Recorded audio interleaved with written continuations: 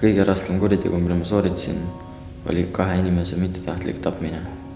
Nägime, et ühte vanasse maja jätud majja sisenes üks mees. Niisama tahtsime nalja teha nende parmadega seal. Neil oli seal mingis ruumis elukoht sisse seatud. Ja siis seal maas olid mingisugused vanad värvid ja mingi naftapudel. Ja siis mõtlesime, et lähme kallame need sinna majja maha panema põlema. Siis sama kallasime sinna hunnikusse, tegime lõkke.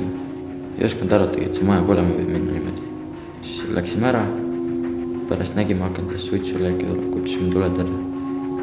Vahetult peale seda, kui tuletõrje oli maja ära kustutanud, siis saime teada, et 2 meest said surma seal majas. Vingumõrgitus oli täna. Digibeti 7 teemaks on alaealiste kuriteod. Me püüame aru saada ja ka teistele rääkida, mis ootab ees alaealist, kes on toime pannud kuriteo ning millised on need ametnikud ja asutused, kes temaga tegelevad ja mis on need tagajärjed.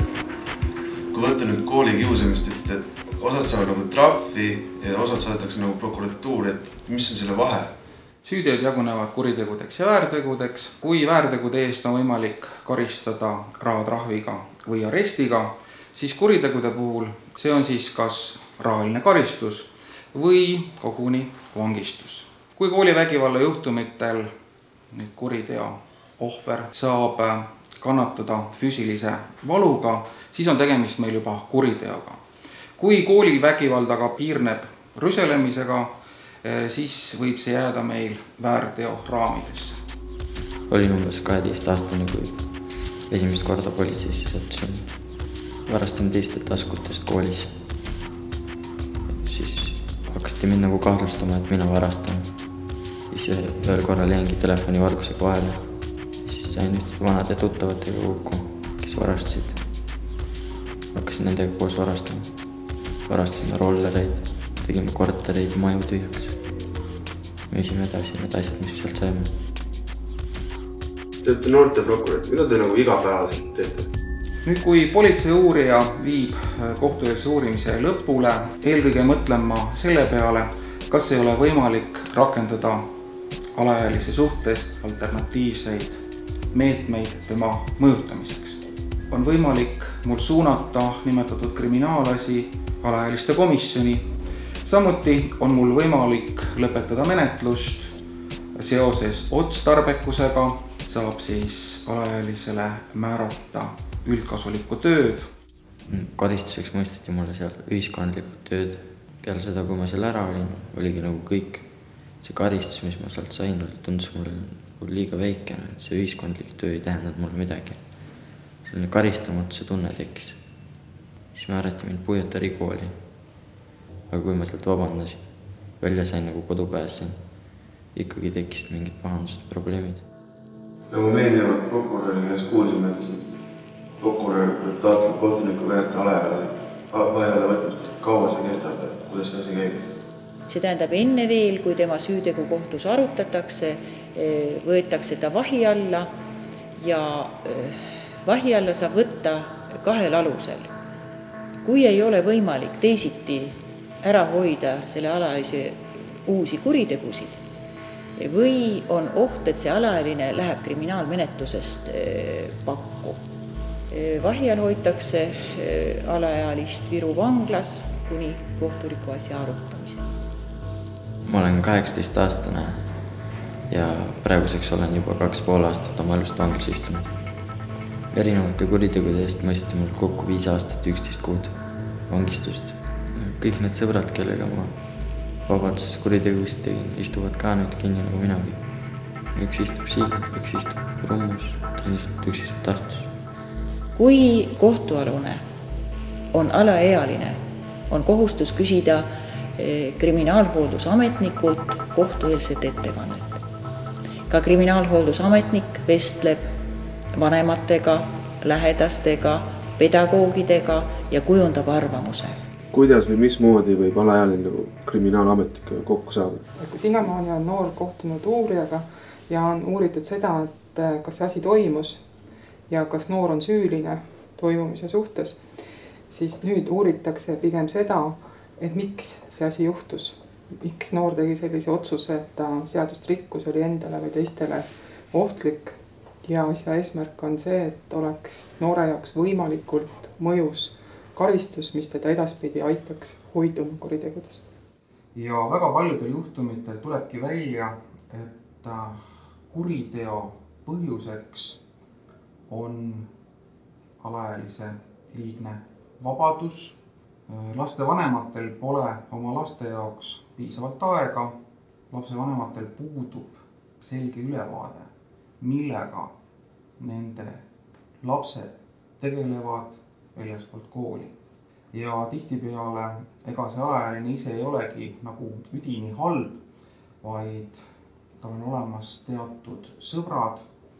Esimene kokkupuude mul oli kohtuga 14-aastaselt, kui ma varastasin 2 mobiiltelefoni. Selle eest mõisteti mulle 2 kuud vangistust 1,5-aastase katseaega. Tol hetkel, kui ma tingimisi sain, ma ei mõelnud, et võin vanglasse sattuda. Ikka varastasin edasi ja kuni vahele jäin ja vanglasse sattusin. Asi on jõudnud juba nii kaugel, et kellegi toimik saadetakse kohtusse. Mis siis edasi saab? Eksinud ja õigusrikkumise toime pannud laps vastutab oma tegude eest ise. Kui karistus on mõistetud, siis hakkab kohus kaaluma seda, kas on võimalik karistusest vabastada. Karistusest vabastada saab ka tingimuslikult, ilma reaalset karistust kohaldamata, ja kui karistusest vabastamine on võimalik ilma käitumiskontrollita, siis on katseaeg pikem, mitte lühem kui 3 aastat. Raskemad juhud on see, kui allutatakse käitumiskontrollile. Ühest küljest olete te nagu vanglatöötaja ja teisest küljest olete nagu toetava küljega. Mis on teie nagu tööülesanne? Ja esimene osa ongi kontroll ja järelevalve. Ehk siis kõigil kriminaalhooldusalustel tuleb täita kontrollnõudeid, näiteks elada kindlas kohas, anda kriminaalhooldusametnikule teada, kui ta oma õppimis- või töökohta vahetab, et noores endas tekiks selline hoiakute ja põhiväärtuste baas, et ta teeks siis tema enda ja ühiskonna jaoks õigeid otsuseid. Sellisel juhul me ütleme, et valik on sinu, kui suudad, jääd vabadusse, mida tähendab seda, kui hea on igapäevaselt suhelda klassikaaslaste, sõpradega ja lõppude lõpuks, kui hea on elada kodus.